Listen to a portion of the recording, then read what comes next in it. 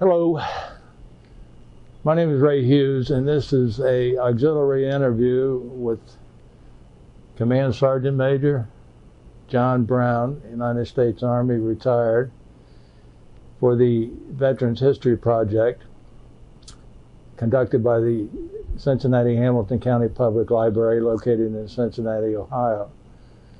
And this interview today is being conducted at Sergeant Brown's home in Franklin, Ohio. And today's date is the 1st of July, 2019. And pleasure to be talking to you again. I'm glad to see you. Is it okay just to call you John? Oh, definitely, definitely. It's okay. It's good to see you again, John. You're a veteran of the Korean War, and if you could tell us about your experiences between, let's say, 1947 and 1953, where you were yourself and what you were doing. Well, of course, the Korean War broke out in June the 25th of 1950. And at that time, I had pulled a 18-month tour prior to that in Japan. And I was aware of Korea because of my brother was there doing as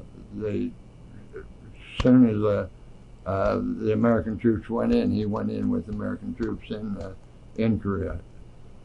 So, but we were separated and we weren't corresponding with one another, and he wasn't telling me what was going on, and I wasn't telling him what was going on either. The background of what led us into that war, I don't know what it was, except that I know that they come over the 38th parallel on a surprise attack, and we weren't expecting them. And why we weren't, I don't know, because when I was in Japan, we were collecting intelligence. The Japanese soldiers that were taken prisoner by the Russians. Now, the Russians only come into that war 6 days before it ended. I don't know if you know that or not. World War II, you're talking right, about. Before it ended.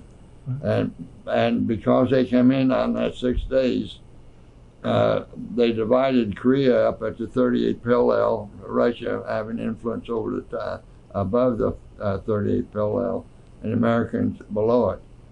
And the Russians also at that time took the northern island of Japan, which they still have today and still occupy it, and have never signed a peace treaty with Japan and returned that land to them.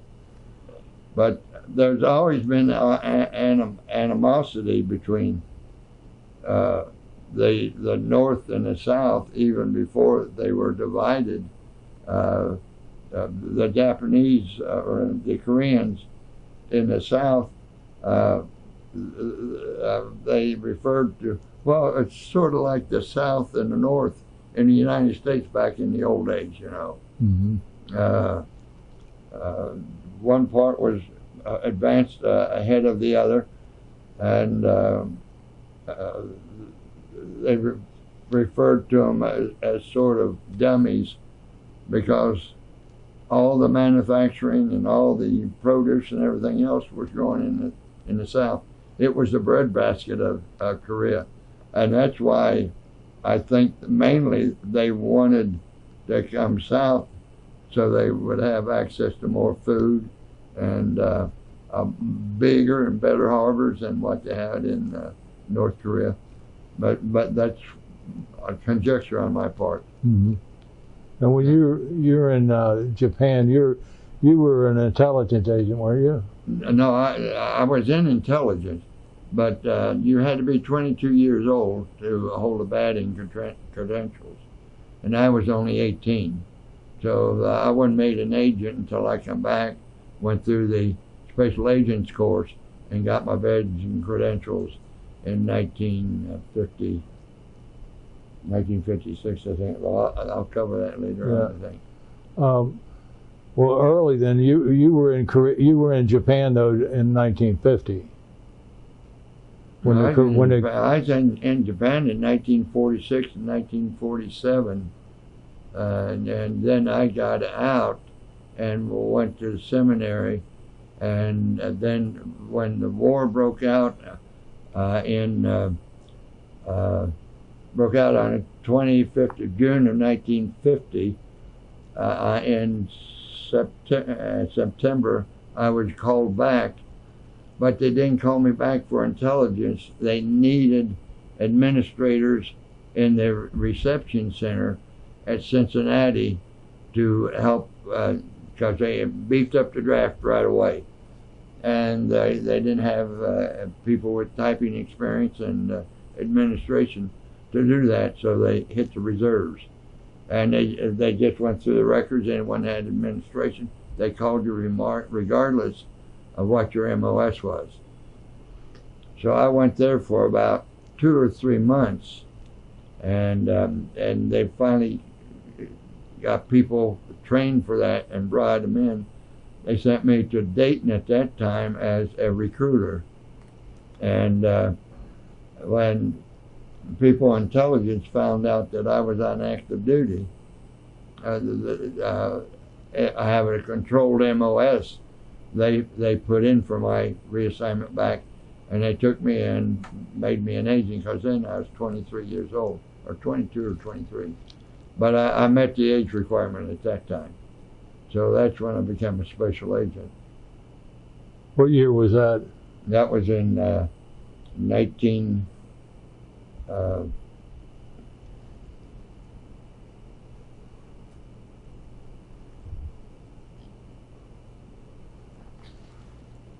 I was recalled.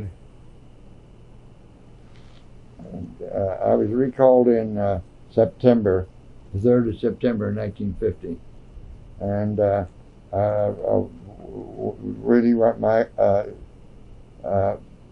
to Dayton then, as I went to the recruiting main station in Cincinnati to help draft these draftees in, and after the 3 months they sent me up to Dayton, where I became a recruiter for the United States Army and the Air Force until October, from 5 December of 1950 to 22 October 51, 1951. In Dayton. Then after this, I went back to intelligence. When you get my age, you have to have notes. No. So you were from October 1951 until February of 52. You were a student at Counterintelligence at Baltimore, Maryland. The school had just moved then from Chicago to what was then Camp Holabird, which is now a Fort Holabird, Maryland. And then it moved from Fort Holabird to Fort Huachuca, Arizona, where it is today. So, what is counterintelligence investigations? Well, I can best quote it to you by giving you just what the mission is. The mission of the Counterintelligence Corps is to contribute to the successful operation of the Army intelligence through the detection of treason, sedition, subversive activity, and the detection, prevention, or neutralization of enemy espionage and sabotage within the Army establishment and such areas which it may have jurisdiction.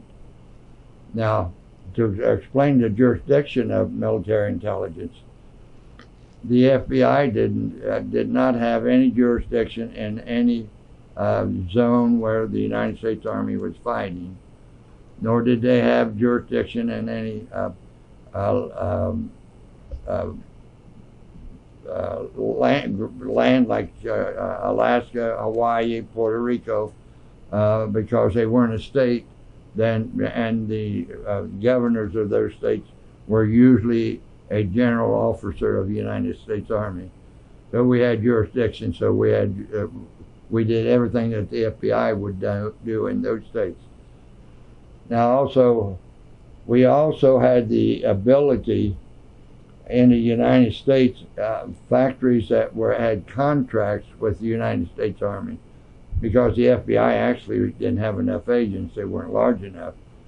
Those people who needed security clearances because they're working on classified weapons or something like that, then the Army had jurisdiction over those. So we did those investigations, and we did all the security surveys and inspections of the plant for security and everything like that. So after the Counterintelligence Investigations course, you were a student again from April '52 to June, Defense Against Methods of Entry. Yes, I become a locksmith. What you want to.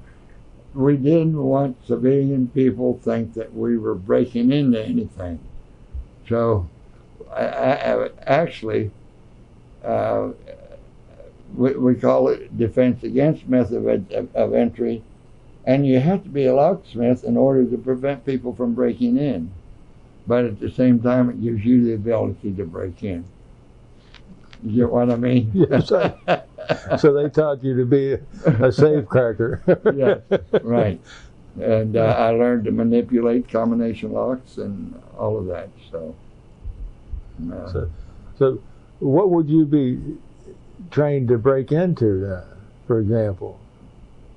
Safes for one thing, and one thing, we constantly pulled inspections on our own people. We would go in and we would. Thank you. We would check, do a security survey or a security check. A security survey is when you go in and do a detailed inspection of people control, vehicle control, perimeter control, and all of that. But a security inspection is to check to see if the people are complying with the security regulations that are in effect at that particular location. So I would go in, and on a safe, the first thing I would do, I'd try the factory location, combination, and I'd pop many safe that way. So they actually used the combination that the factory gave. Right, and one major got relieved for it, and one warrant officer got relieved for it in two different locations during my career. So, and a general got busted from 2-star to full-board colonel because he left his safe when they bugged out of the Pusan perimeter, and we recovered that safe, and I opened that safe when we found out who it belonged to, and that's how they brought court-martials against the general, and I won't mention his name. Okay. But he got busted from a 2-star to a full-bird. To a full colonel, right. And he was at Pusan. He was in Pusan perimeter, yes. Mm-hmm. What year would he have been there? Early in the war? Early in the war. About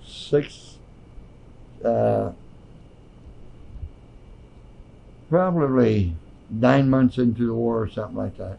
I see. And what did he do? Leave his safe there, or? Right, he bugged out. He and his driver got in the Jeep and left his old troops and everybody and left them without command. I see. He was a coward. Yeah. And that would have been, the war started in June of 1950, so 6 months later, it would have been around December of... About that or a little later. I can't remember the exact date that it was now. When did you go over there and look into that matter? You say when? Mm-hmm. I was there when it happened.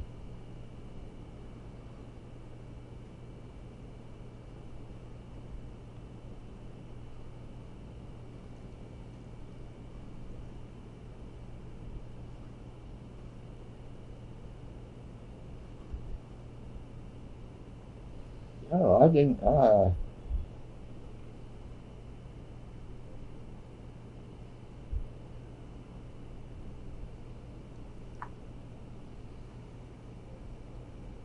well, why did I sit back there? I didn't even. I had moved from Daegu to Gwangju before that incident happened. So it was later than. Well, let me go back here then and follow this chronologically. Mm-hmm. After the student for Defenses Against Methods of Entry, you went to Korean Language School, Defense Army Language School, Monterey, California, Yeah. from July of '52 to June of '53. Yeah. What did you do there for that year? We're here. Yes. I studied Korean, plus I also got my private pilot license, and I learned to play chess during that year. How well did you do with the Korean language? I was third in my class. The number one, he was a Nisei, no way to beat him. Right. Number two was just, he spoke 7 languages, no way to beat him. So the third is the whole, but I went from third all the way down to number 8. I just about cracked up in that school. I'd be standing out there on the railing and taking a break, and I would move around because I thought you were going to jump me like a piece of chest or something. And I went to the doctor and I told him what was happening to me. He says, "What are you doing for relaxation to get away from your studies?" I said, "Well, I took up chess." And he said, "Well, you took up the worst thing in the world." It's the toughest game in the world. He says, "Quit everything for about 3 or 4 weeks. Don't even do your homework." He said, "Just go to class and do what you can do." And I come back around and went back up to number 3. Korean language is a tough language. Well, it is now. It was hard then, but it was my best language. I had Burmese, Korean, and German, and Korean was my best language. Is that right? And of course, I was in the country on 3 different assignments, so I was fairly fluent in it. I could still get along on the streets today, but to get down to details, I'd name parts of a truck, for example, that I could do back in those days. Right. I'd never parts of a car. I can't do that now. But I could still order my meals and get a hotel room and shop in the store and something like that. Yeah. But well, after your language school, then you went for September of '53 all the way through December of '54. That's a year and 3 months. You were at headquarters. What? No, I wasn't. This was at Daegu and Gwangju. This is the period of time that my divorce occurred, and they took me from Daegu and hid me in Gwangju. I was myself and one other person were the only 2 there in the whole province. So, and I was in civilian clothes, and I wasn't under my name. I wasn't Sergeant Brown. Okay, I was a special agent, and they were hiding me from the reporters because I wasn't allowed to be photographed. And why did they want to photograph you? Because they were McGuire sisters. Oh. I was married to one of them. Which one were you married to? Dorothy. Dorothy? Right. And she was famous. Yes, very famous. They replaced the Andrews sisters as the #1 girl trio in the United States. Yes. And they wanted, what they want to do? Get your story about the divorce or something, or what? That's what they wanted to do. They wanted a story. They wanted to sell magazines. They would sell more if they could get information out of me too. Besides her, they only had her side of the story. Did they ever get a hold of you? No, oh no. So Even Arthur McGlaughlin, when he come back, protected me. when Arthur Godfrey? Yeah. Arthur Godfrey was their boss when he hired them for his shows.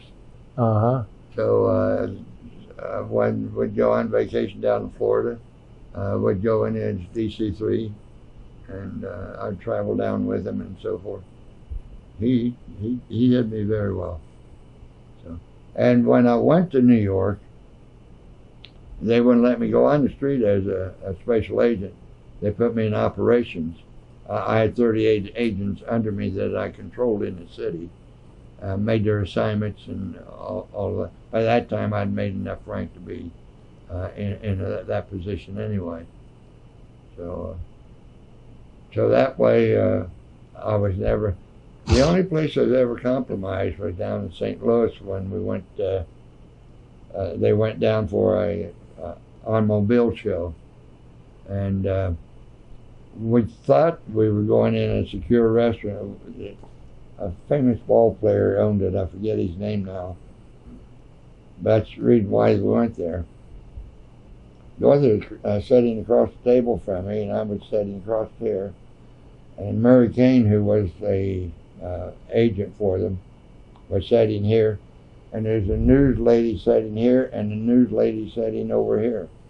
And we didn't know that. And but the way they were talking, Murray picked it up. And he says, "You dang people won't let anybody alone." Says that man is in the military service. He can't be photographed. He can't talk. And one of them said to her, "So can we talk to his headquarters?" He says, "Yes, call Camp Hollenberg." And she did. And the next day, one of the most favorable interviews ever about me come out in the newspaper. She wrote a beautiful piece. I wished I had that, but I don't have it anymore. But she says not that he's not good or any of that. Says he's got an assignment that he's just not allowed to talk to the news. Says we need to lay off. So that's the story behind the story. So, did you know that Dorothy was found divorced against you when you were over there? The way I found it out, I was in the city of Tegucigalpa and was getting ready to go to lunch, but we were listening to radio, Armed Forces Radio, and they made the announcement there. It came as a complete shock. A complete shock. I heard it on the radio. That's how I found out about it. Were you raised with her, Dorothy? Oh, yeah. Her mother's father married my father's sister, and we grew up together. And they would come out to the farm all the time, especially on Sundays.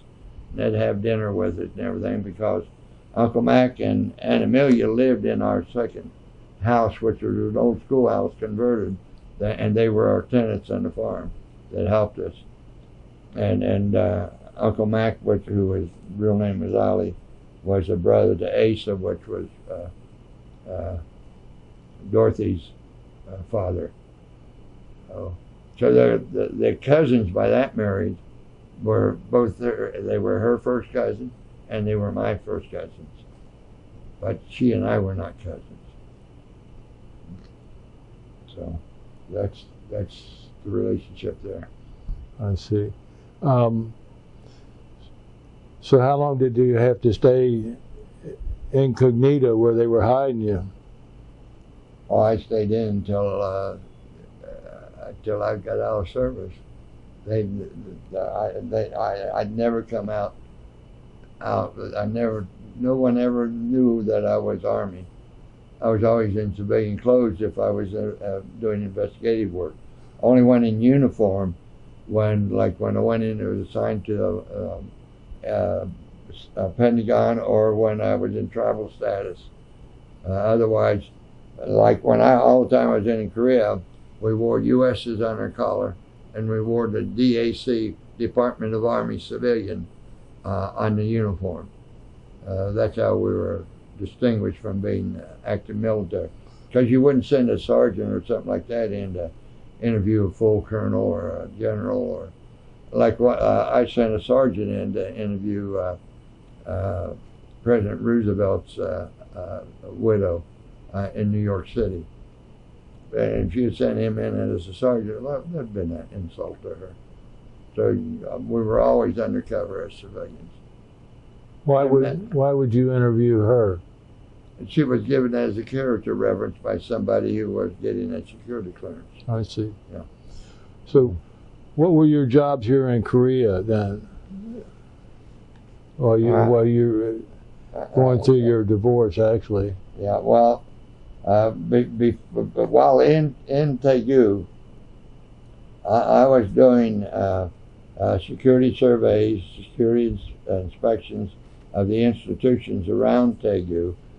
I was doing investigations of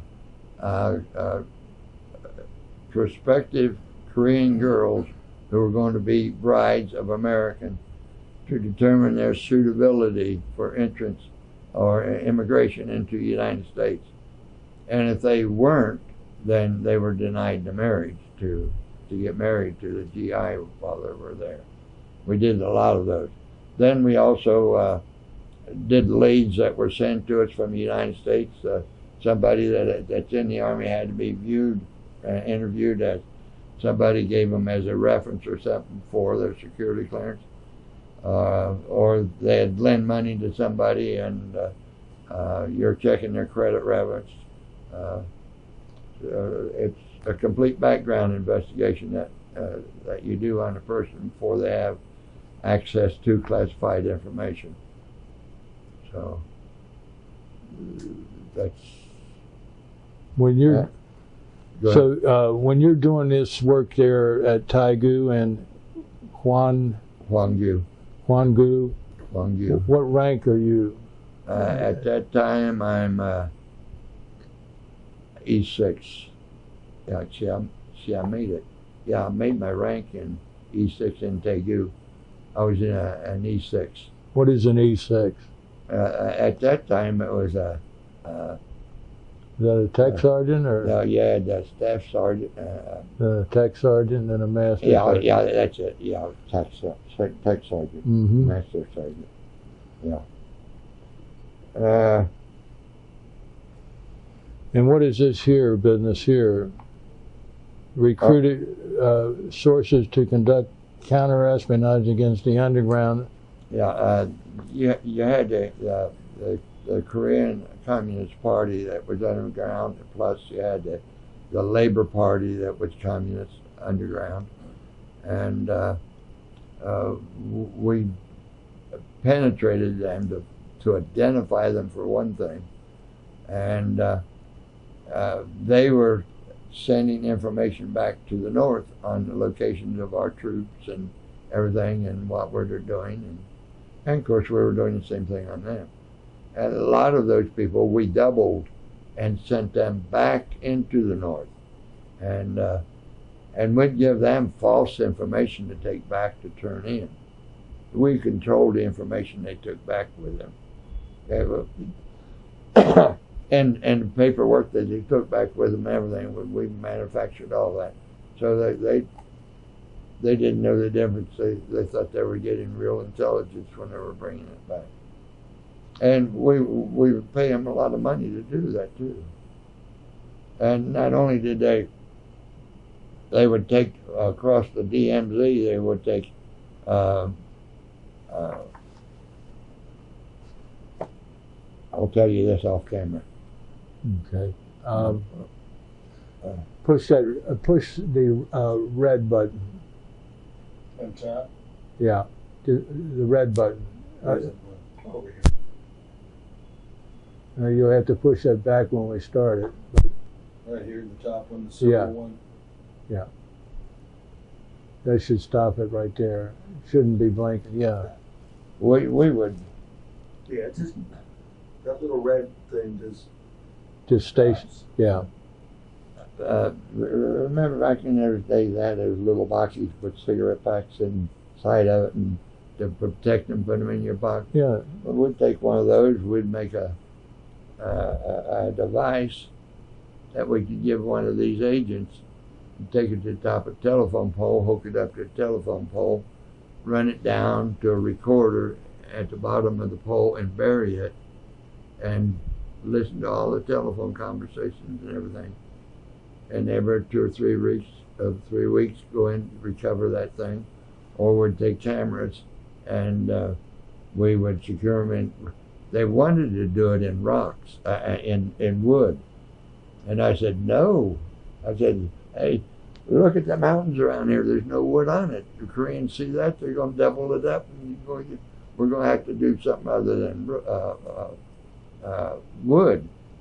So we took rocks and carved rocks out, and we had these. They're little like transistor radio. It's a real little camera, and they call it mini something. It looked like stainless steel. It was only about that big, Mm-hmm. and we would conceal it in the rock, and we were interested in some caves, and would manufacture them, fix them, and they would take it up and set that rock on a hill that was looking down to those caves, and then bring those cameras back to us, and we would develop them and everything. We'd get serial numbers off of the vehicles and everything else. We could tell where the vehicles were made and all that kind of stuff. It gave us all kind of intelligence. And okay. I think. Come here. Just 1 second.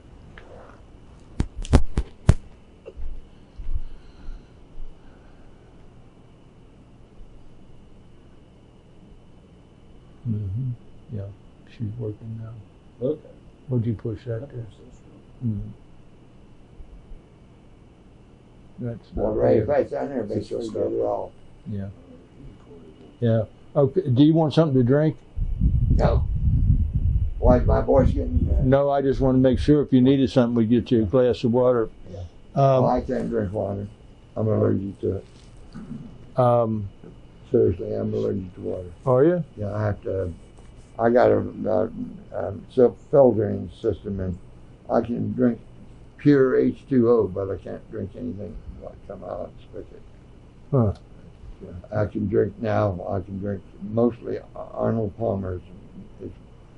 Is my substitute for water. What, is that a mixture of Coke and 7-Up? Tea and lemonade. Oh, tea and lemonade. That's called an Arnold Palmer? Yeah. Yeah, he invented it on the golf course. Yeah. Let's go to the next page.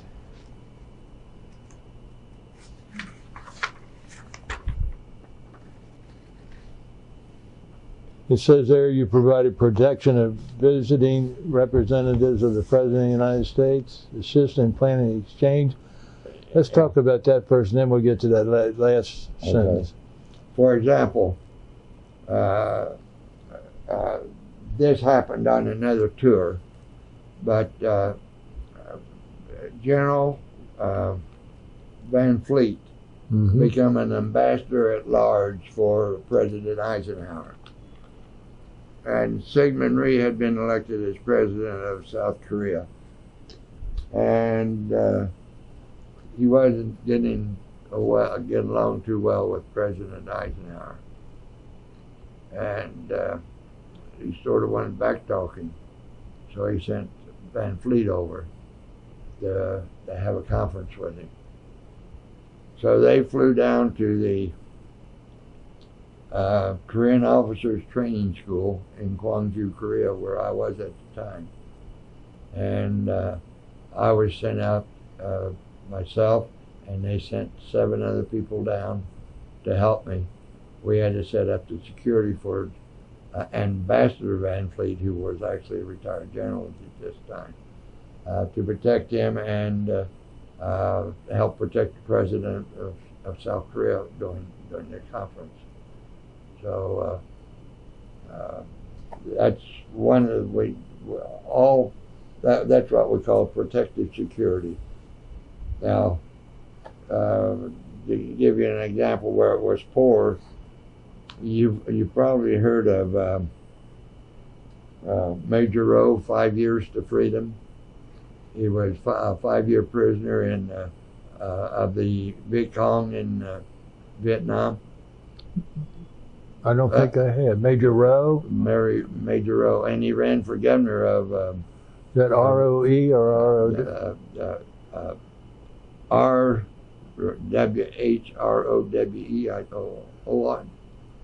W-H-O-R-E. No W in there. Mm-hmm. Gosh, I got his book. Major Rowe, though. Yeah. Pronounced Rowe? Yeah, Major Rowe. And when he was released in Vietnam, I was one of them that debriefed him. Then I become very close friends with him in the Pentagon. We worked together. And he would go out with me as my guest speaker when I had hold a command sergeant major's meeting of all the intelligence groups. Well, he went to the Philippines. He got promoted all the way to full-bird colonel. He got out for a little while and run for governor of Texas. Then he come back in.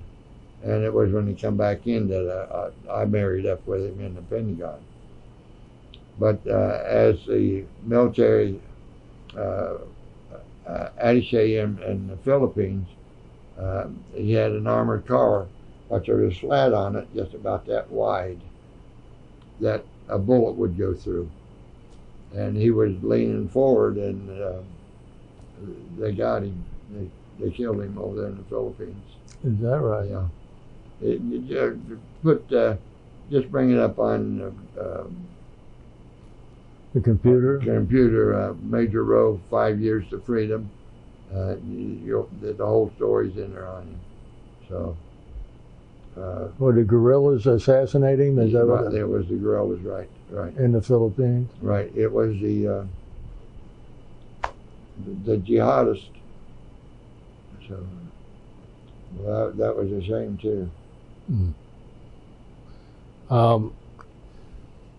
This last sentence on this thing at Gwangju, you assisted in planning the exchange of American and Korean POWs and debriefed returning American POWs. Tell us about that.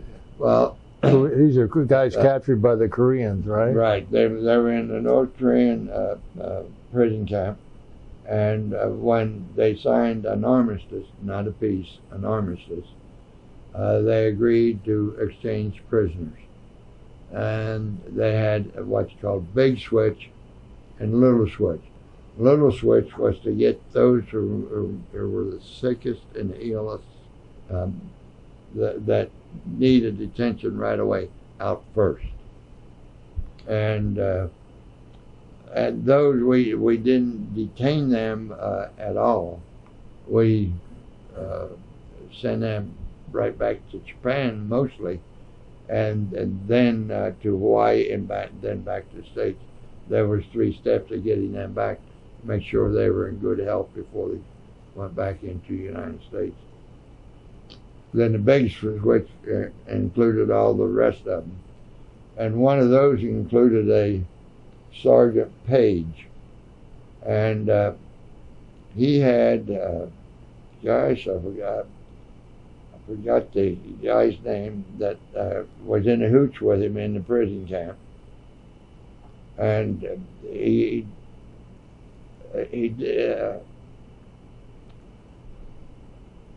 gosh, what was his name?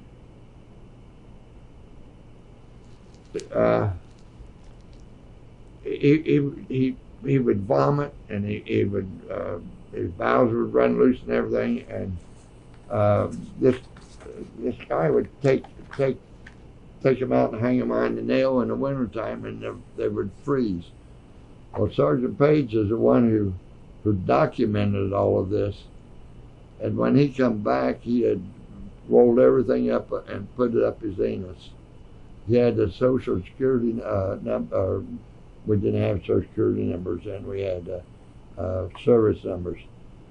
He had them every everyone had all that documented. Of all the He people, brought it back to us. And of all the people they tortured and killed, you mean? of all of that guy was responsible for, and all of the ones that they killed up there, and to make sure that everybody come out, he wanted to make sure that after he got out, the rest of them got out too. So he had all of their numbers, so that he gave it to us. So His name was Sergeant Page. yeah, Sergeant Page, and luckily about we were going someplace. I was going on the. Did we fly out or did we go on the ship? I don't think we've ever heard about Sergeant Page. I've never read about him. Yeah, he was one of. He's one that they. The guy that he testified and was on Governor's Island in New York was where he was court-martialed. Was he court-martialed? Who, Page? No, Page was the one that brought all of it out in his rectum and everything. Right. Yeah, and he wrote a book too, but I didn't get his book. How many names did he have about John? Gee, I don't remember. A lot of them, would you say, or 15 or 20? Or? I have the slightest idea.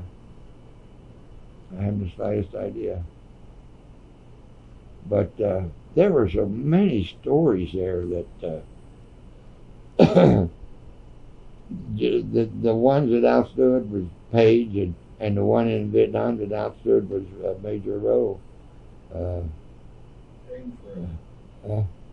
James Rowe? Yeah. How do you spell his last name? R-O-W-E. R-O-W-E. That's it. Yeah. Yeah, he ran for governor of Texas and then didn't make it, so he come back into service and made it all the way to full bird. Did you approve a lot of the marriages between American boys and Korean girls? I didn't have the authority to approve or disapprove. All I could do is do the investigation and turn the investigation in. Then the adjudicator read my reports and decided whether or not they were fit to enter the United States or not. So, but I had some that I know would be refused because they were married. So I know that one would be refused. And there were some that were prostitutes, and I know they would be refused. But I couldn't myself refuse them. I see. Yeah. Yeah, that makes sense. Yeah. And all the reports that all of the agents write, we never make a decision. We ask the person for a decision, and we'll say, Ray Hughes recommended that he be considered for a position of trust and responsibility with the United States government. So we put, you gave us the information, so you recommended him. We give you credit for it, and it's based on. And you never, you as an agent, very seldom have a complete investigation in your hands because of areas of jurisdiction. Mm-hmm. Part of the investigation may be done by 5 or 6 agents may be working on one case. Yeah. So, any other stories about Korean POWs you can think of you'd want to share with us at this time? What about Koreans that North Koreans that we captured? Well, a lot of them didn't want to go back, and a lot of them, as soon as they got up to the DMZ, tore off all the good clothes we gave them, down to their underclothes, and they were afraid to wear those good clothes back into North Korea for some reason. We don't know why, but they tore them off. Whether that was to despise us or why, I don't know. Well, they might have thought they were turncoats too. Yeah. I never thought about that. Yeah. But we dressed them out just like we would dress one of our soldiers. Did you have any Americans that you interviewed that actually turned against the United States while they were POWs? The one that Page testified against on Governor's Island, I wish I could remember his name. Gosh, that'd be a good story for you to read. Gosh. What was on Governor's Island? What was that? That was the headquarters for First Army headquarters. And that's where they held the court-martials. Of those that came back from Korea? Korea. Did they have many court-martials there of American troops, would you say? Well, I only went for the one, so I don't know about the others. Now I think that's one of the first times we had some men who stayed north, didn't they? Oh yes. And some of them come back 5 years later, come back to us, and we sent them to Alcatraz. Is that what we did? Yeah.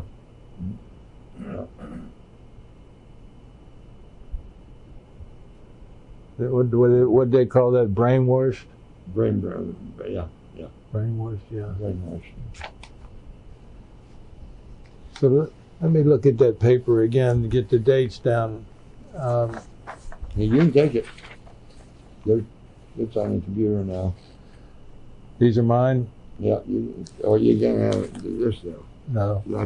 That's my whole Army career. Oh yeah. So this information that we've just been discussing takes us to December of 1954. What happened to you after December of 1954? Where did you go?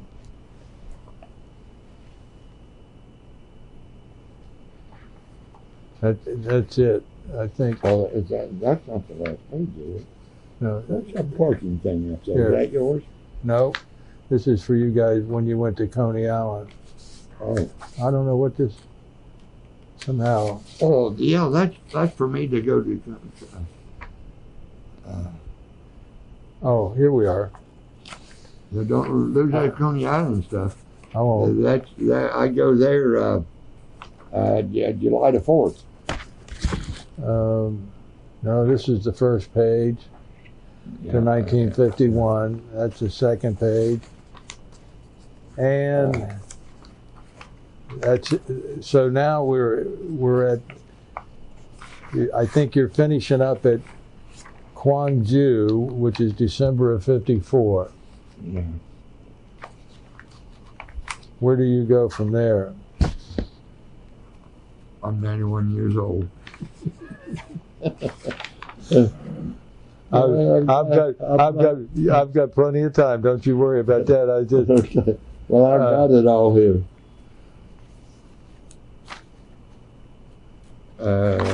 What year were you born?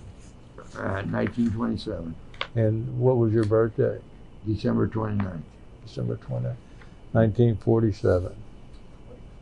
1927.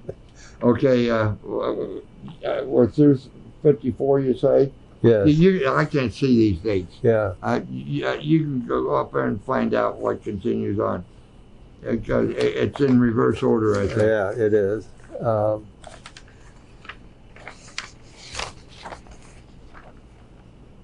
Now, if you want that, I can run that copy of that off. I think I might get a copy of this. 1954.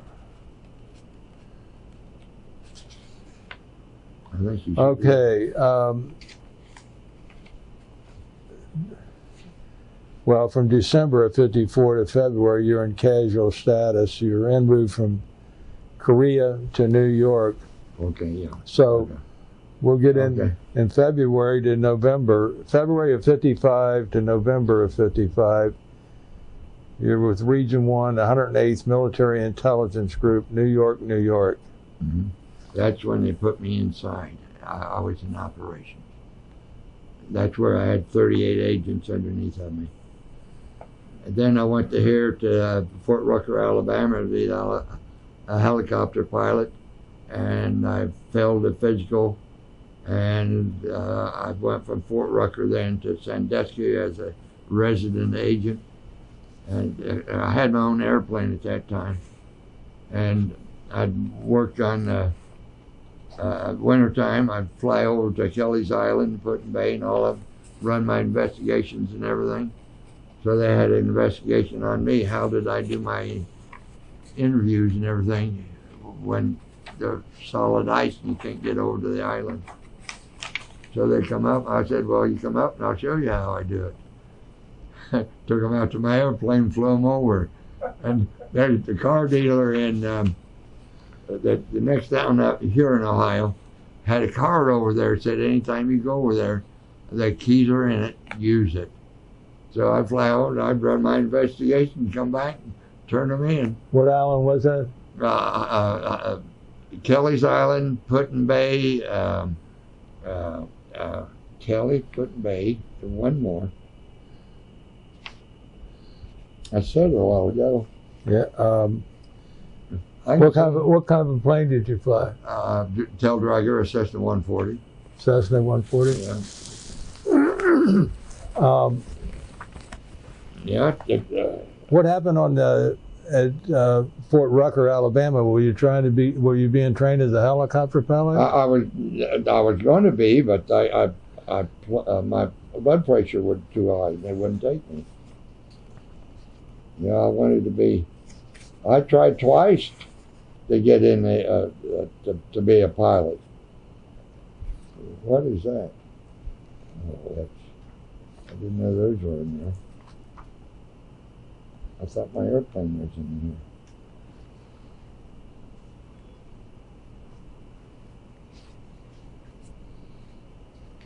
And that's a Cessna 140. That's replaced by the Cessna 150 Tri. There you are. Well, there you are. Yeah.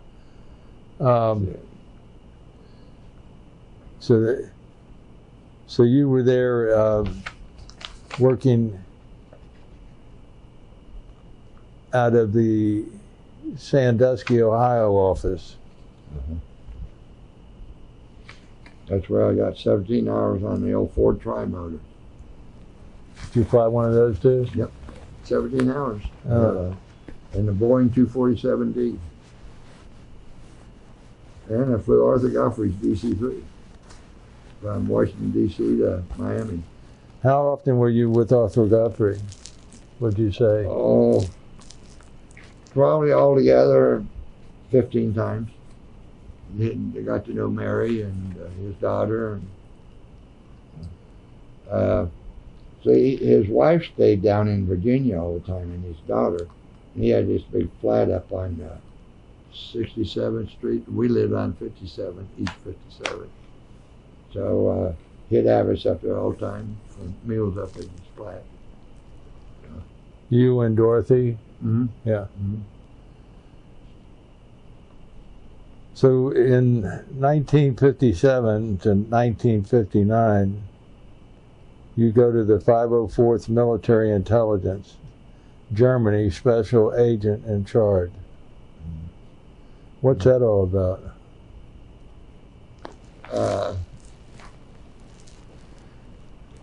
What year is this?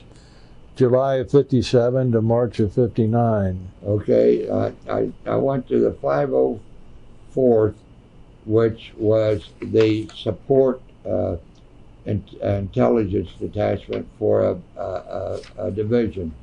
I was attached to the 4th Armored Division, and I was responsible for the division headquarters, and they had an attached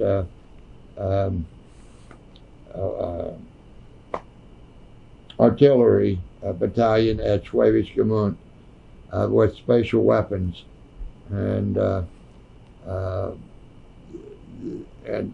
of course, it was a secret that we had special weapons at that time. And on the special weapons, they could not have a resupply mission or take them out of a concern or in any convoy unless I was with it. I had what's called an M6 clearance. And the arming plug of the weapon could not be in the same vehicle that the weapon was in. And if they were stored, no person could go in except at single. There had to be a buddy system in case one go off the rocker or something, why they couldn't get a hold of the arming plug and set it off or something like that. Well, what is it? What are these special weapons you're talking about? Are we on? Yeah, you're still. Are these 8-inch howitzers?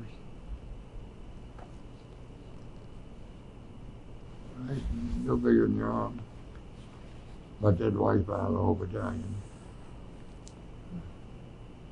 And it says you conducted extensive counterintelligence surveys and inspections of concerns. Mm-hmm. What? And I set up people control, automobile control, employee control, resupply control, visitors control. I set the whole thing up on the concern and responsible for it. That it's. What is this word here? Concerns. K-A-S-E-R. Concern. That's like the post. Okay. A post. A post. Yeah, that's German for post. Oh, okay. And it says here you were a student of German language at this time? Right. I went to Oberammergau, to language school, learned from German instructors. Did you get pretty fluent in German? Ich kann einige Deutsch sprechen, meine Tochter war in Deutschland geboren. Yeah. You can. I can speak a little German. Do you understand what I said? Ich kann ein wenige, which means a little bit. Ich kann ein wenige Deutsch sprechen. Yeah. Yeah. Und meine Tochter. Und my doctor. And my daughter. War Tochter. Und mein Tochter. My Tochter war in Deutschland geboren. And your daughter was born in Germany. Yeah. Yeah. Yeah. Ich spreche ein wenige, aber nicht so gut. Tochter, yeah, Tochter. But hey, yeah. Boy, when you haven't spoken it for 44 years, it leaves you. It leaves you. Well, I thought it was. When you had 4 languages, you can't. And now I get them mixed up. Used to, I'd be able to keep them separate. What are these counterintelligence surveys and inspections that you did? I thought I explained in Germany. We're in Germany now, though. Yeah. Well, no matter where we go, we always have posts that we have set up that you got to set up your security and everything, whether you're are you picking locks here in Germany also? Right. Sure. The biggest kills I ever got was it. Hey, Edwin A. Walker. Yeah, sure I do. Lee Harvey Oswald tried to shoot him once. Okay. Now, I was doing a survey, inspection of his quarters, and I reached down behind him, and I felt something, and I jumped, and I touched it with a middle finger a little. Well, it didn't explode. I reached on down, got it, pulled it out, had it in my hand. It was a gold-plated Zippo lighter. Now I'm responsible for his whole headquarters. Okay. Now he's not married, but he has his mother with him on all assignments that he goes to. So I went up to his office. I said, "I found this in your sofa." He says, "I've been looking for that for 2 years." He was so happy to get that thing back. What were you doing on the sofa? I was looking for hidden devices that agent, if they got into his house, planted a a microphone. He didn't know you were there, huh? Oh, he knows. He knows that I'm going to do that. Oh, okay. That's fine. And I do his whole head. He told me one night. He says, "I want you to pull an inspection on my headquarters." So I went up. The first thing I did, I went over top of all the doors. I got a whole bag of keys. And at that time, the Life magazine had come out, and I had copies of Stalin. He was on the front cover of Life magazine. I had copies of that made in the photo lab. And every safe that I opened, I put a copy of that in and closed them back. And every door that I unlocked and everything, if I couldn't open a safe, I laid one on the desk of the office. So the next morning, I go up to the general's office, and I gave him the sack of keys, and I told him what I did about the pictures. Boy, was he mad. What was he commander of? For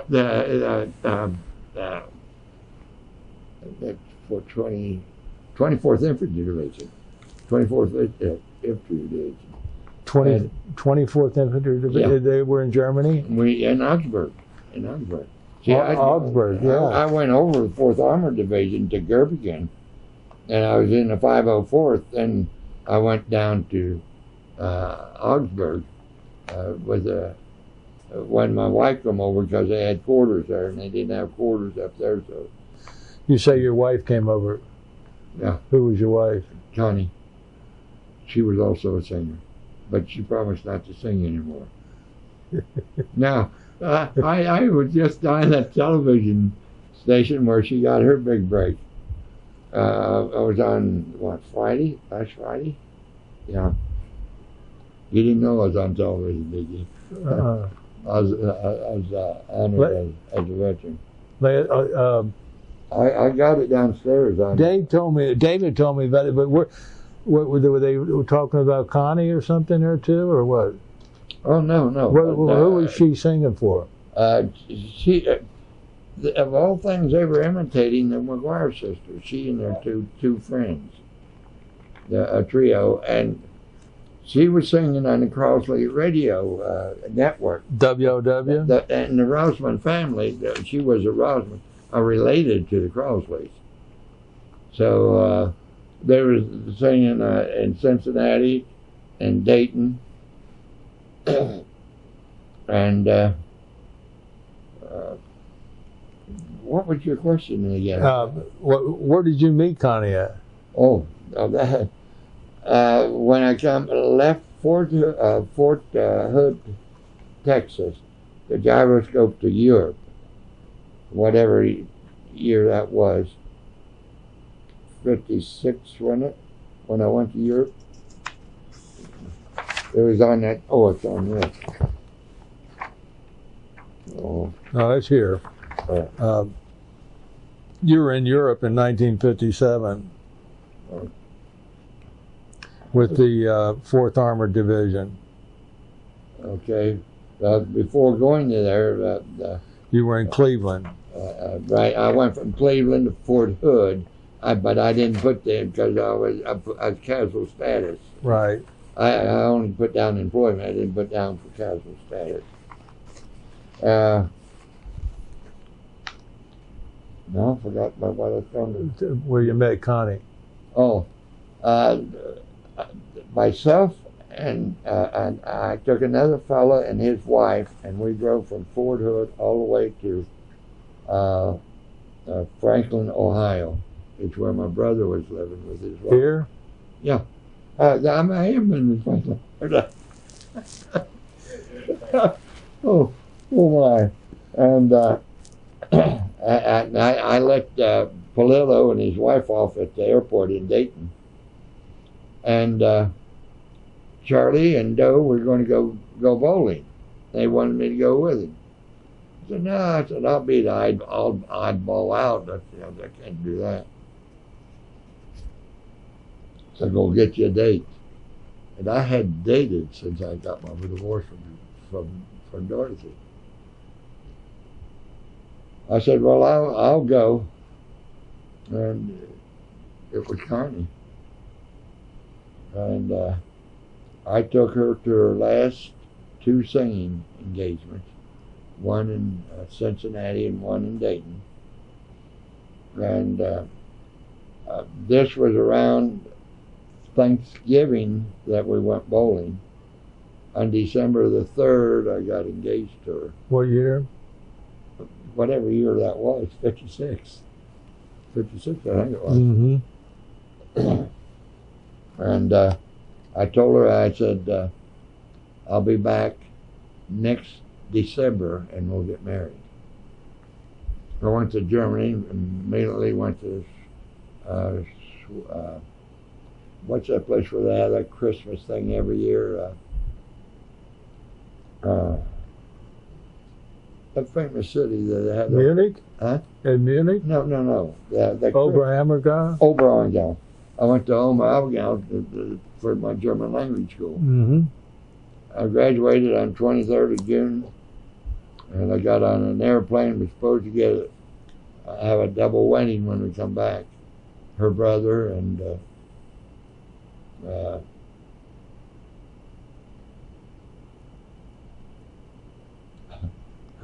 his wife to be. Mm-hmm. But I was delayed 1 week, so they went ahead and got married before we got back. So then when we started home, we got a message to stop in Pittsburgh to see one of Connie's aunts and uncles.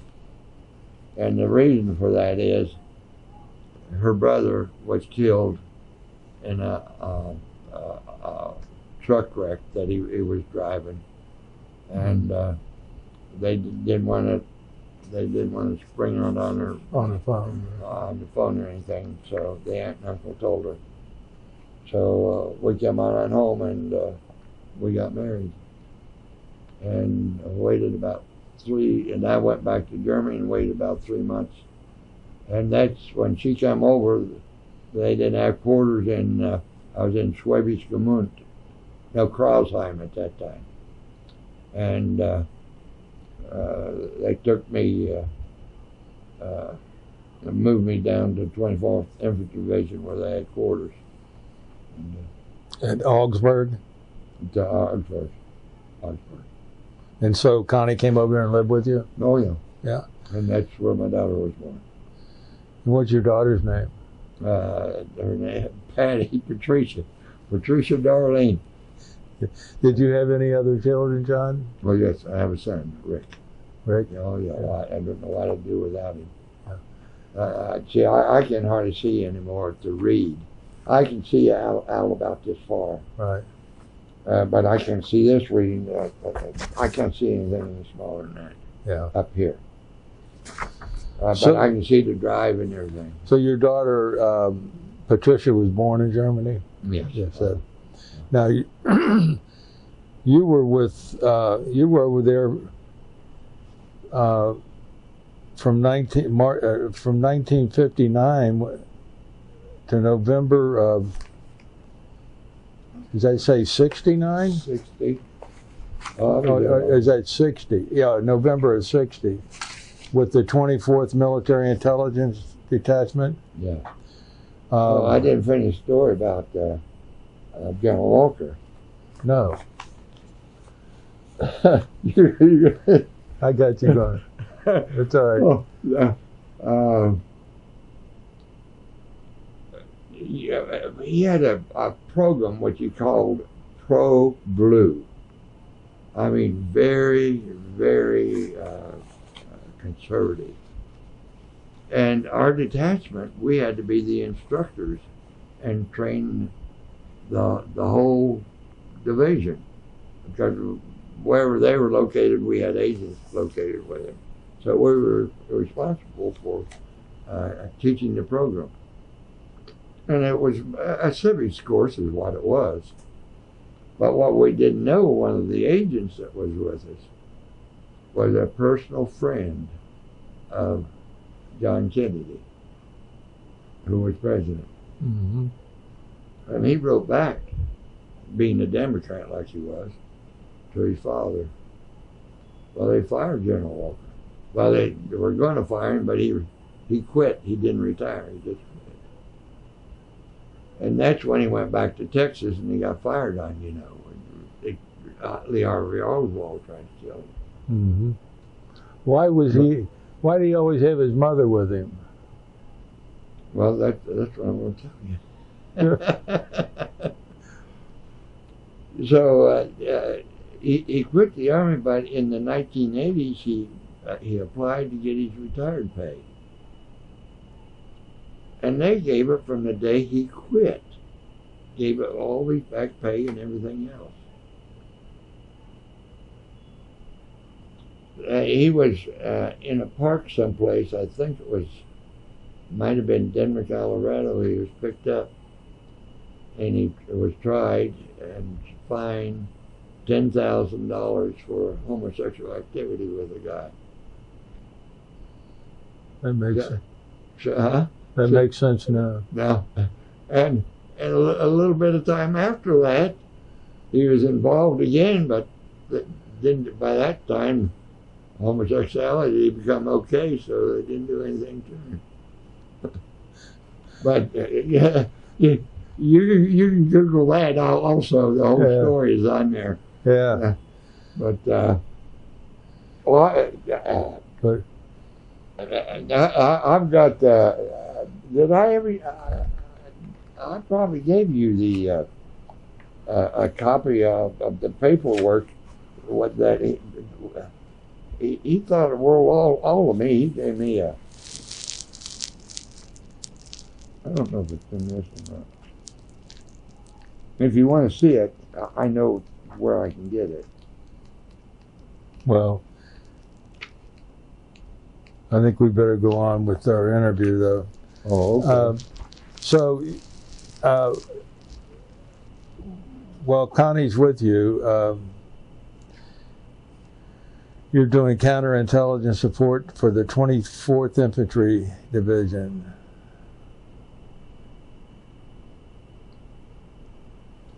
Any more you want to tell us about that experiences there in Augsburg? Well, probably one of the best things that I did. Of course, I was in charge of the photo lab, lockings and days and everything else. And I met the state photographer of Yugoslavia who was on a vacation in Germany. And I got fairly close to him. Of course, he didn't know that I was in intelligence. And I got a lot of information out of him. That's probably one of the best things I did there. Another thing is, I almost got a first sergeant fired. He wanted to go on vacation, and they called me in and wanted me to take over his job while he was gone. He had 3 inboxes about that deep of stuff on his desk that supposed to have been done and turned in. This was in June, and there's stuff in there with suspense dates of March on it. So what I did, I called all the whole admin section, which was 4 people plus myself, in. I said, you leave here at 5 o'clock, eat, and be back at 6 o'clock, and we're going to work till 10 o'clock at night until we get this done.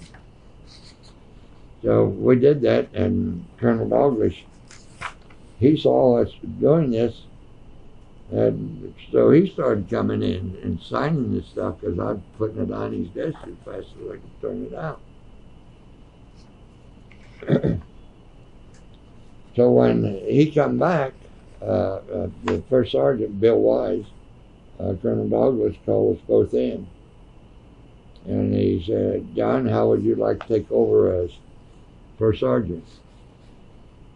Well, I looked at it, I said, Colonel, I think I can do you more good as an agent because that's what I'm experienced in and schooled in than I can as first sergeant. He says, well, I'll leave that judgment to me. And he turned to Bill. He says, Bill, you're on probation. He says, you either shape up or you're going. So Bill shaped up, thank goodness, and saved me my job. So, well, it looks like next year, after your tour with the 24th, to November 1960. Is that when you left Germany in 1960? yeah. Yeah. And then for 4 years you went back to the Cleveland field office. Yes. And then from there I went to Vietnam, I believe, right? I'm not sure. Well, no, you went back to Korea. But I did pick another too. Now, you were up at operating out of the Cleveland field office for 4 years, 1960 to October 64. Okay.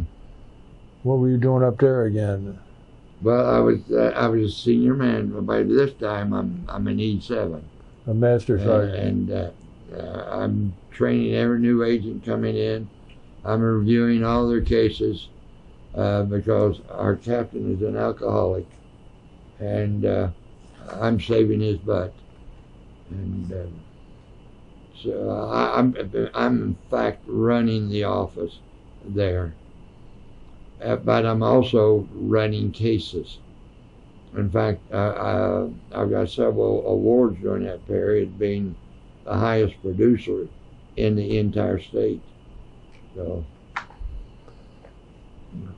did you? It says here you had some type of investigations about people who had either relatives or close association with individuals residing in a communist country.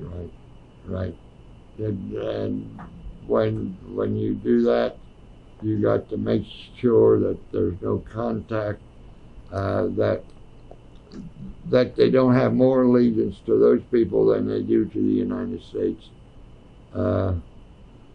Now, like if there'd been, I run a case on Mike and Ann Sidorovitz, who were the couriers for the Rosenbergs that were hung for treason, you know. Now, anybody had association with them should never have a security clearance if they're in the service. Right. Because and Sergeant Greenglass is the one who carried the drawings of the atomic bomb to Mike and Ann Sidorovitz, who carried it to, what was his name, Cummings, and put it in, made a microfiche, put it in a pumpkin, and then got to Mike, to the Rosenbergs. I think that's the way it went. So people who has association with them, you wouldn't give them a security clearance. Absolutely. And anybody who wasn't a citizen of the United States, we dug deeper on them than we would on almost somebody who was born here. And also, you helped in providing protection for president, vice president, and other U.S. executives and congressmen. Right. Now, that during that period, I think you went through all that before. Did I show you those newspaper clippings and everything regarding President Lyndon Johnson when he was in Cleveland, Ohio? Yeah, I was in the newspaper and everything else on that. I can get him out here. I got him here if you want to see him. What we're we'll get those in a little bit. What were you were protecting Lyndon Johnson yourself, or your right. Our whole office was. Now, the Secret Service is not big enough to guard the President of the United States. And the military is not allowed to guard him. So whenever he comes out at someplace like that, they issue us a badge and a credentials for the Secret Service, and we don't use our own. We then are part of the Secret Service, and we will help guard the president. I wasn't aware the Army couldn't protect the president. Because there's a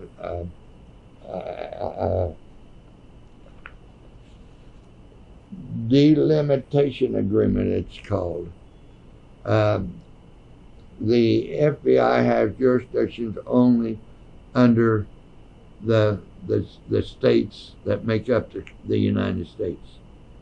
They do not have jurisdiction outside of the United States. The Army only has jurisdiction on, like, Alaska was a territory, Guam was a territory, Puerto Rico. And all countries that in Germany, the FBI has no jurisdiction there. We do that because the Army is stationed there. So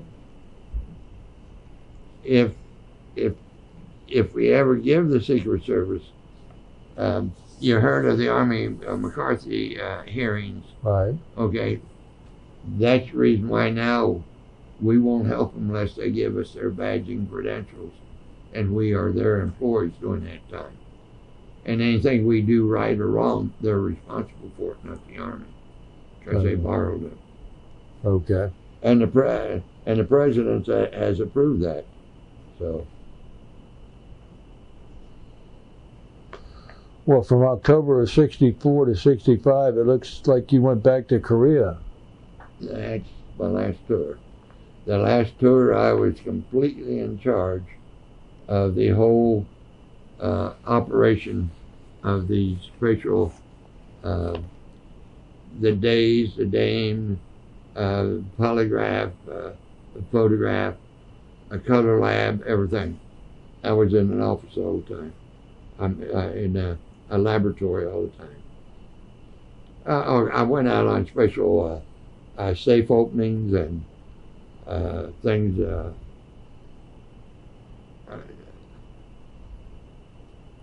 What it says that something about smuggling of camouflage and hidden cameras into denied areas. Yeah, we do. What was that? What's that all about? That's like I told you we did in Korea. Yeah. Same thing. Same thing. And Yeah. Are you putting those in North Korea or South Korea? No, when we're in Korea, we're sending North Korea. North Korea, not in South Korea. Yeah. No, I take that back because we did do it on a homosexual S3, and we he was going down to Jeju-do, the island about 180 miles south off of the tip of Busan, which is a paradise. So they let us know that he was going down there on a leave for 7 days. So about a week before George Stephens and myself. Can we get you something to drink? Huh? Can we? No, I can't drink anything. I No, need to. Can we make you something? Can I have the waste basket? Yeah. And, Are you warming up? mm-hmm. I do this all night long. So he's going. You know he's a homosexual, right? Right. So George Stephens and come to find out he's a doggone alcoholic. I didn't know it until we got down there. He'd spend most of our money that we had to live on there on alcohol. But anyway, we went down and we got with the ROCA CIC, that's the Rock Republic of Korea. Korea. We got with their counterintelligence, and we told them why we were there, and they assigned 2 agents to work with us, and we went and completely wired the room that it was going to be in for pictures and sound, and we had a room right next to it. and we were tourists. And we dressed up like we were tourists. And the son of a gun left on us before he was supposed to for that 7 days. And went back to Busan. But we got enough on him there. But he went back to Busan, flew back, and then went back to Daegu. But we didn't get his activities in Daegu because he snuck out on us while we were sleeping. So what happened to him? Well, I wasn't at the court-martial, so I don't know. Huh? I wasn't at the court-martial, so I don't know. Oh, he was relieved. He was RFC, S3 in intelligence. S3? Operations in, you have your S1, which is personnel, your S2, which is intelligence, your S3 is operation, your S4 is supply, S5 is... So they relieved him? Oh, yeah, on the spot. And did they discharge him, or well, they didn't keep anyone like that back in those days. Right. Yeah. Well, you didn't know who he was carrying on with, though. Oh, no, we had pictures of it, though. Yeah. That we didn't. No, I mean they could have been a North Korean, for that matter, or somebody, or a communist. Yeah, it could be, but the two men working with us were responsible for that. The two Korean agents. They were that part of it. So you were there for a whole year. Was Connie with you? Oh no, wasn't allowed to have. Anything else go on that year that you were there, and that you want to share with us? Yeah, we had a captain. He was of that religion where you could marry a lot of people. A Mormon? He was a Mormon, and we had gone out and planted cameras in the building to catch some people doing things that they weren't supposed to do, as far as intelligence is concerned. And some of them were his friends. And he went in and turned those cameras. Turned them so we couldn't get pictures. And we found out about his fingerprints which were on the cameras. That was interesting. To find out that you would think somebody would have more sense than leave his fingerprints with the training that he had and everything.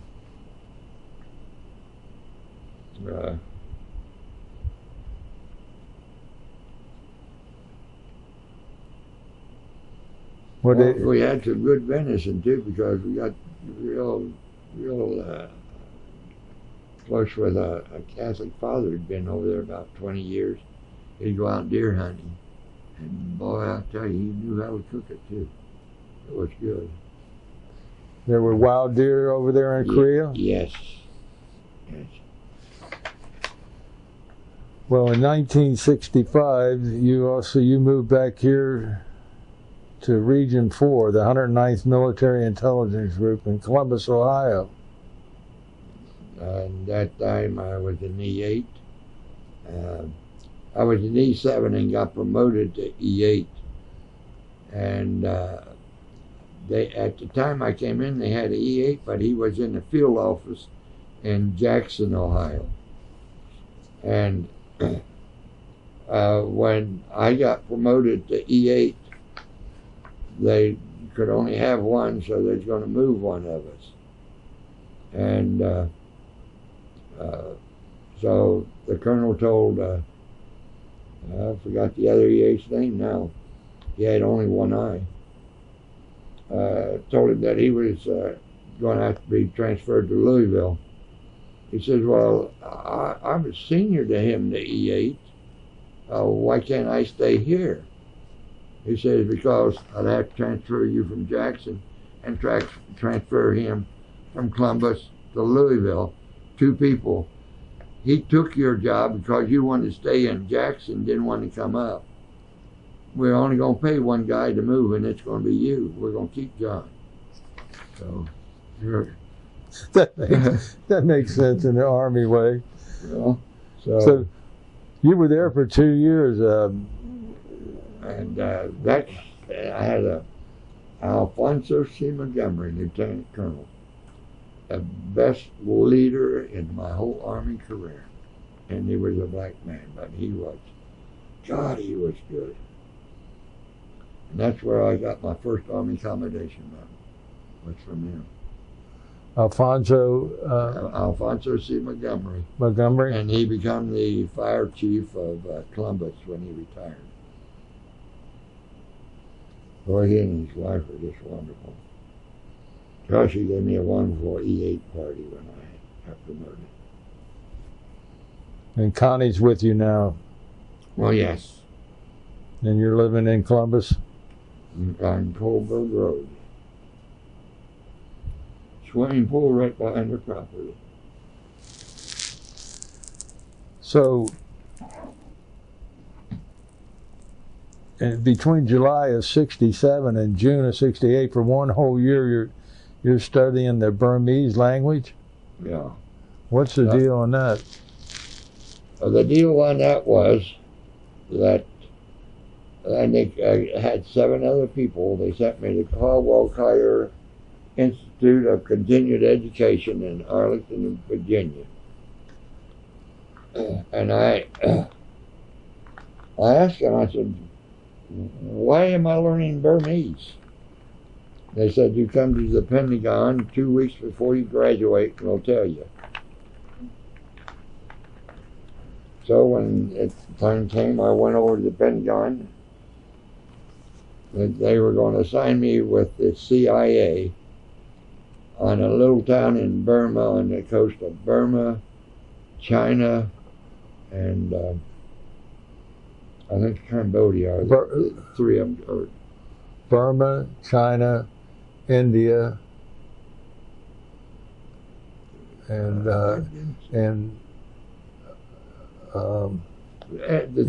Nepal.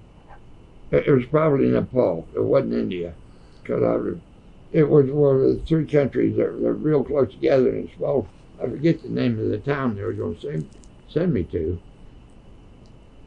And I said, well, how long is the assignment? They said 2 years.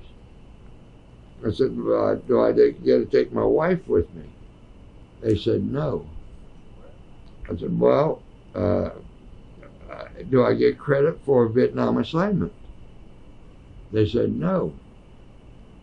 I said, well, is this a voluntary assignment or is involuntary? They said, it's voluntary. I said, I'll go to Vietnam. So that's how I ended up going to Vietnam. And after I got to Vietnam, I was going to retire after that if I didn't make the E9 list.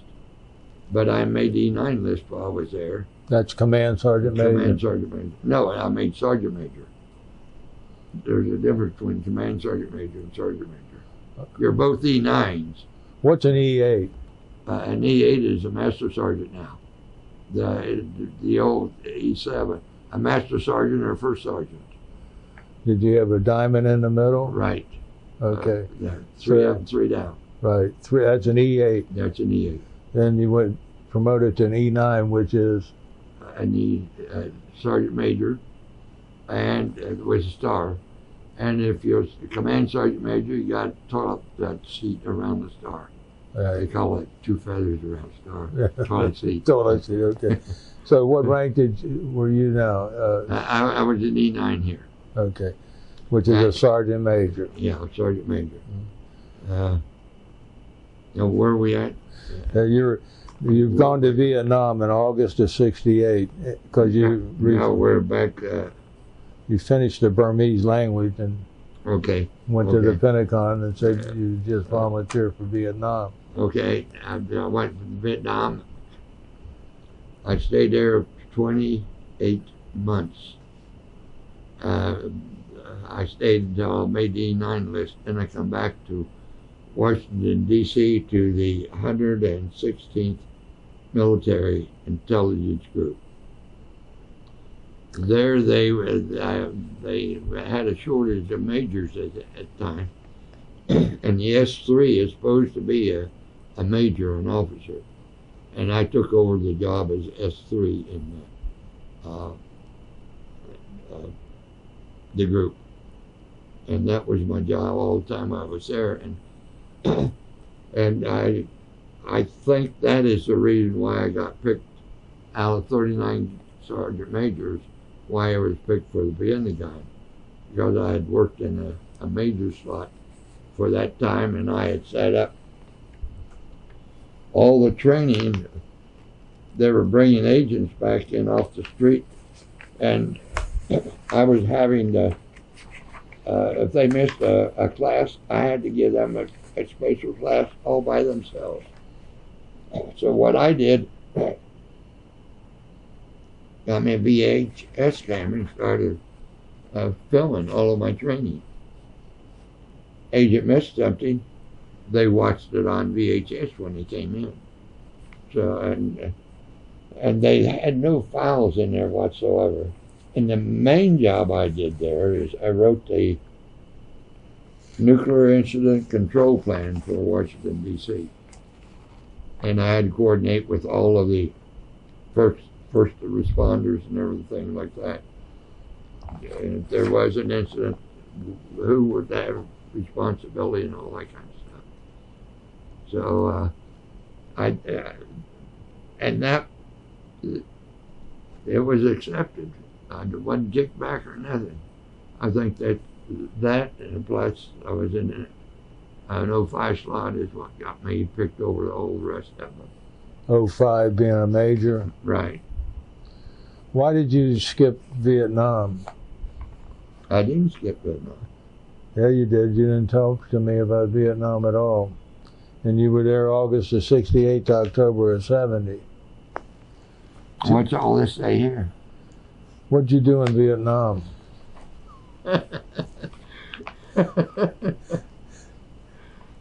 Oh, shucks. You installed 8 substations of Collins single sideband radios, supervised the installation of 5 radio teletype stations, monitored and supervised the operation of both networks.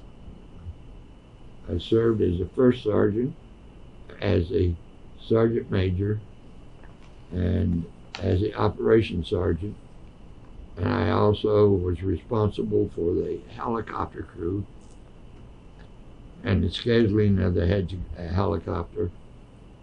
And I had to make, on Tuesdays, I had to take confidential funds out to our 17 locations, and all of the central elements of information that it wanted in Saigon headquarters, that they were to work on and collect on, gathering the information that they wanted. Then I go back on Thursday and reverse my trip and pick all that up and take more out to them. And so every Tuesday and Thursday I was on a helicopter, delivering the funds and everything. Now I got 2 Bronze Stars while I was working there. I had 23 days from the day I reported into the unit, which was in August of 1968, to stand an IG inspection from Army level, or from U.S. Army level at the Pentagon.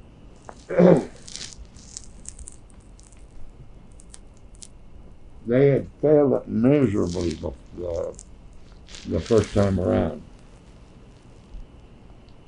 And, in fact, all 7 battalions failed it. So they're all being re-inspected.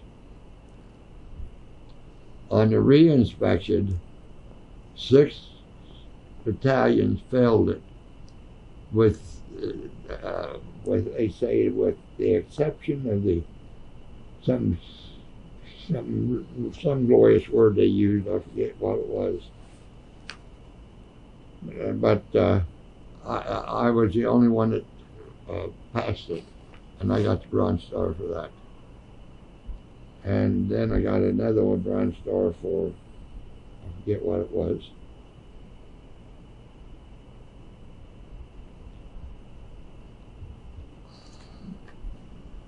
Did you have any field agents while you were there under your control? They were all under me. In the battalion, I was an operations sergeant. All your agents were under operations sergeant. Did you have any of the Vietnamese working for you? No. I wasn't working. I was working as a supervisor here. Oh, okay. I wasn't doing the investigation. I was reviewing the investigations and assigning them. This was a desk job here. Okay. So, but I was controlling the payroll for all the indigenous personnel, keeping all the records on the indigenous personnel. Because if that fell in the hands of the what do we call those groups over there? Viet Cong. Yeah, the Viet Cong would be killed in short order. Yes. We gave them all different names and everything else. Gave them different cover and everything else after working for us. Now, did they work for you as spies or? Oh yeah. Oh. We're white people. We couldn't very well do it. Right. So you have to see. As when here I became instead of a 97 Bravo, I become a 97 Charlie. Which the difference is, a Bravo goes out and does the investigation. A Charlie recruits people to go out and do investigations. Okay. Okay. You're an agent handler, and you recruit the spies, go across the lines and all that kind of stuff.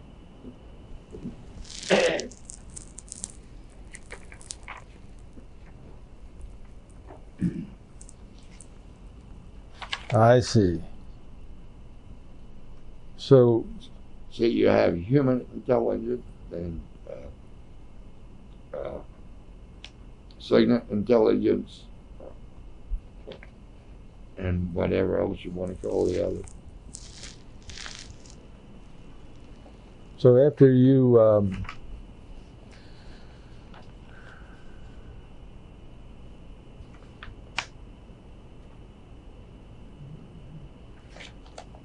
in July of 71 to 73, you're a sergeant major at the Office of Assistant Chief of Staff for Intelligence, Department of the Army at the Pentagon. You're working out of the Pentagon? In the Pentagon. In the Pentagon. That must have been... I was working for General Davison. I was his sergeant major. Now, he stopped me from getting my command sergeant major, and all these others on the list that was less senior than I were getting promoted command sergeant major before I am.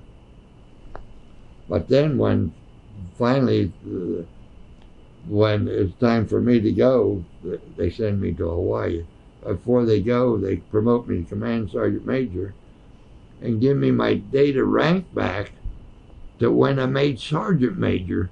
So all those people that made sergeant major ahead of me, that I outranked, now I jumped over the top of them because I went back to my regular.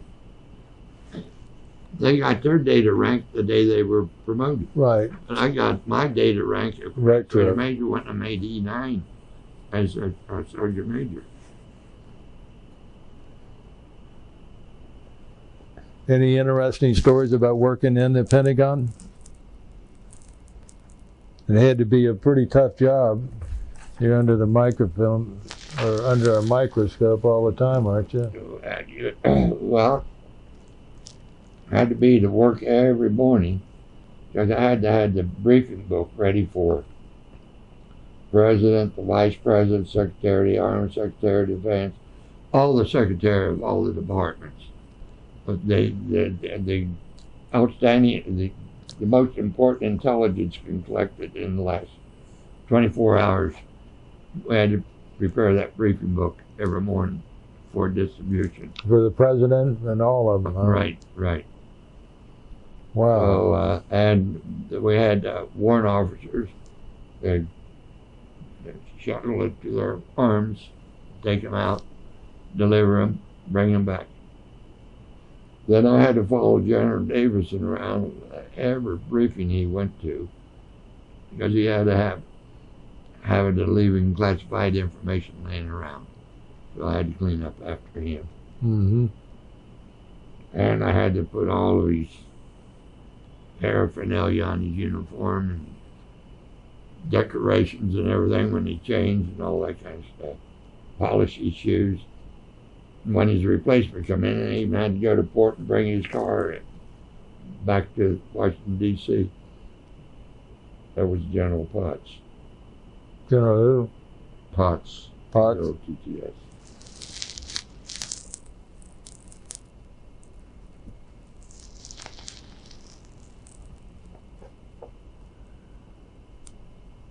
So in March of '73, you leave the Pentagon and you go to San Antonio, Texas.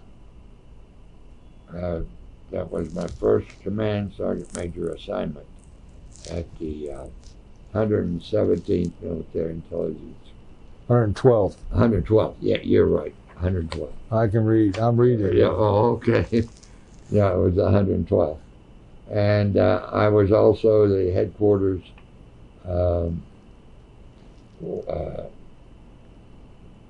what do you call it? That's responsible for all incoming guests and all that. I think I got a name for it, but Protocol officer. Yeah, protocol. And I also had to schedule all of the commander's trips to all the outlying areas. We covered 17 states, and I was on all promotion boards.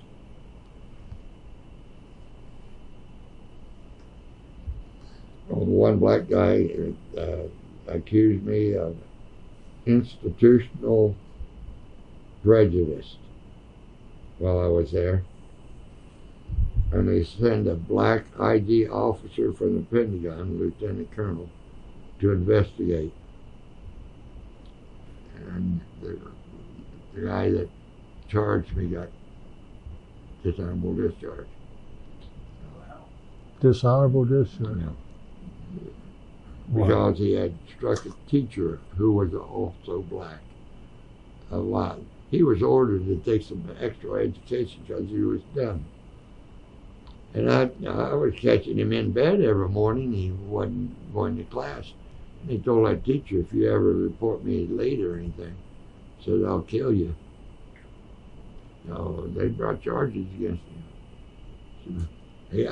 So, I guess he thought he was going to get off clean, but boy, they got him good. They got him good. Well, they should have. He had a whole barracks to himself. He had a whole barracks to himself.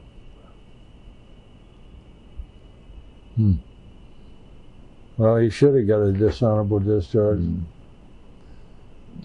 didn't stay there long. You were there a little over a year. Then you got, it looks like good duty. Yeah, they sent me here because they were waiting for the CSM to leave here to give to me as a token. Hey, they took care of me, I'll tell you. They really took care of me. In July of '74, though, they send you to Hawaii. Did Connie go with you? Hawaii? Oh, yeah, sure. What were you doing over there? Oh, it was the 525. I thought 500. What were we talking about? No, we finished this. We just Well, Hawaii is where I was just talking about this black guy. That happened in Hawaii. oh, Where was I talking about? this is San Antonio. Oh no, that happened there. Yeah. Hawaii. Yeah. Every Wednesday we played golf. That was the first thing that I put in that nobody's getting any recreation. I said, you either play golf or you do the Army Daily Dozen and I'll be your instructor. So everybody played golf, so I got to play golf too.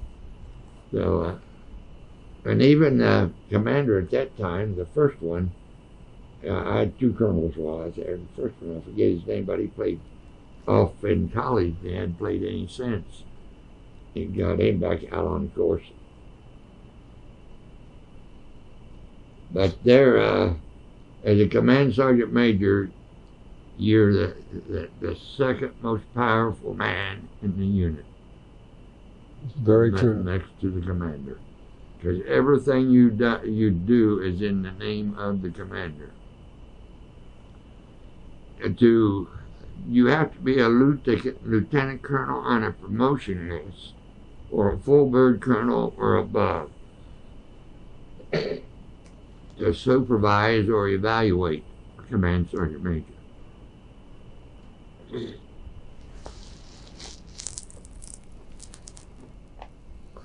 So there I had the responsibility of everything. The cleanliness of the area, the safety of the area, anything you can think of that you'd have to do, I had to do that. Was your daughter with you there too? Oh yes. And was your son? Yeah, the son and daughter were there too. And they went to school in. Oh, and boy was their prejudice, because they were white. They didn't go to school on holidays. That's kill whites. Is that right? The holidays.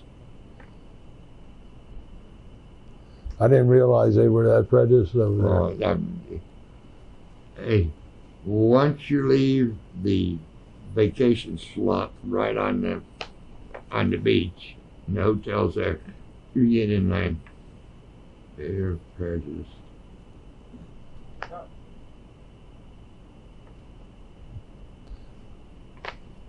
So you retire in February of 1976.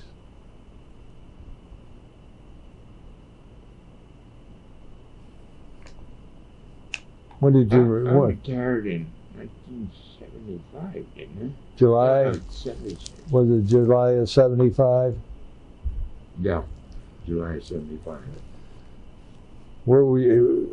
You were in Hawaii when you retired? Yes. How'd you get back to the States? We flew back. You have to pay your own way? Oh no, I came back to, they sent me back.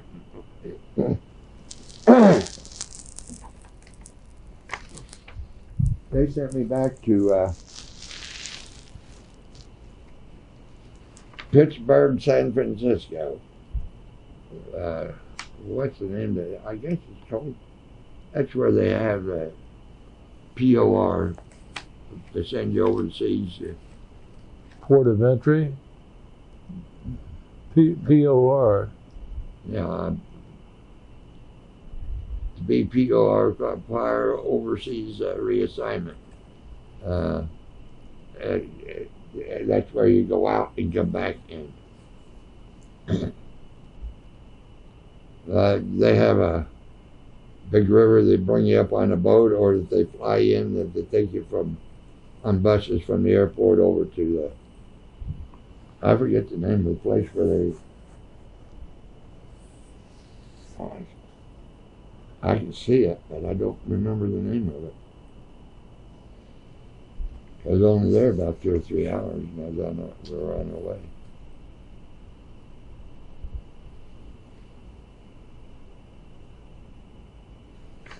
So you retired from the military while you were in Hawaii? Yes. And the reason for that, Connie's mother passed away, and we were at them home for the funeral. And 6 days later, I was driving down Whitey Boulevard down here with my father-in-law in the car. And he jumped, grabbed his heart. I asked him if he wanted to go to the doctor. He said no. He said, and we were supposed to go to my brother's house down on Stanley Street in Middletown for dinner. And when it was time to go, he says, I think I'll just stay here. He says, you and Connie go ahead. Take the children with you. So we did, and we come home, and he was sitting up in bed, laying back against the headboard. He was dead 6 days later. And when I called back, Hawaii and asked for extension of leave, they couldn't believe it. So I went back because Connie was the only child. I had to put it in my retirement papers. So about 30 days later, I was relieved. Well, Then I started my second career. Yeah. Well, we're gonna end this interview here because I'm gonna tie this in with the first interview. Okay. Which covers your civilian life. Oh, you got that already? Okay. Yes. Okay. Yeah. And I want to thank. Well, I've got another job since then. What's that? I'm working for Kathy now. He and I are both working for their little farm out there. We're trying to make it look like a state park. They let it grow up with honeysuckle and poison ivy. And, what are you doing to get rid of the honeysuckle? oh, we're digging it out. Yeah. Oh, I bought a tractor. He got a backhoe and everything he needs to do it with. Well, we better cut this off here, though. John, I want to thank you for sharing your military career with us. Okay. And we'll make this the first interview that we did. Okay. Thank you so much. Thank you.